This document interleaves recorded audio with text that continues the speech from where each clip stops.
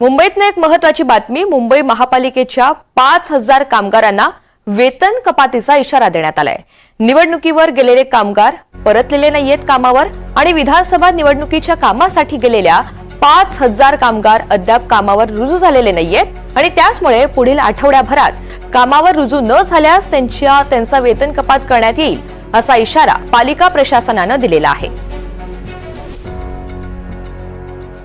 भाग्यश्री प्रधान या सगळ्या संदर्भात आपल्याला अधिकची माहिती देणार आहेत। भाग्यश्री, नक्कीच ऋतुजा, महाराष्ट्र विधानसभा निवडणुकीचा कार्यक्रम 15 ऑक्टोबर रोजी जाहीर झाला। निवडणुकीच्या आधीची तयारी तसेच निवडणूक कालावधीतील काम यासाठी मुंबई महापालिकेच्या विविध भागातील जवळपास 60,000 अधिकारी आणि कर्मचारी इलेक्शन ड्युटीवर गेले होते आणि मुंबई महानगरपालिकेचे 9,674 कर्मचारी गेल्या 2 महिन्यांपासून इलेक्शन ड्युटीवर गेल्याने यातील सुमारे निम्मे कर्मचारी पुन्हा पालिकेच्या सेवेत रुजू झालेत। मात्र कितीतरी कर्मचारी अद्यापही सेवेत रुजू झालेले नाही, त्यामुळे इतर जी कामं आहेत पालिकेची ती खोळंबलेली पाहिजे। पालिका कर्मचाऱ्यांनी तातडीने पालिकेच्या सेवेत हजर व्हावे असे निर्देश पालिका प्रशासनाकडून देण्यात आले।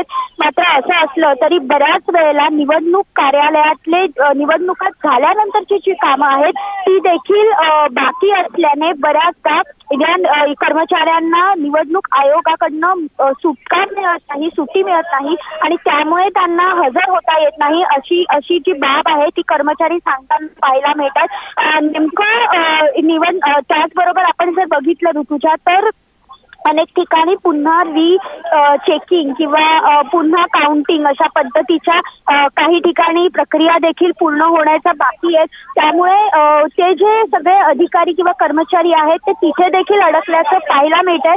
पण असं असलं तरी आता जर लवकरात लवकर हे कर्मचारी पालिकेत हजर झाले नाहीत तर त्यांना वेतन कपातीचा इशारा मात्र पालिका प्रशासनाने निश्चित आणि त्यामुळे आता हा कडक इशारा दिल्यानंतर तरी हे सर्व कर्मचारी पुन्हा कामावर लवकरात लवकर तातडीनं रुजू होतात का हे पाहायचंय। धन्यवाद सविस्तर माहितीसाठी।